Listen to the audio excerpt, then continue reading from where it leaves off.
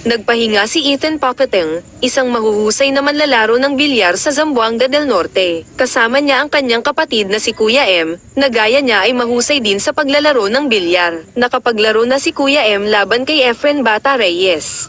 Sila ang pinakabatang billiard installer sa kanilang probinsya, at natuto sila sa kanilang amang si Bonsoy. Tinawagan sila ni Vice Mayor John Momar Insong para ayusin ang kanyang bilyaran sa Liloy, Zamboanga del Norte. Natuwa ang Vice Mayor dahil sa husay ng dalawang magkakapatid.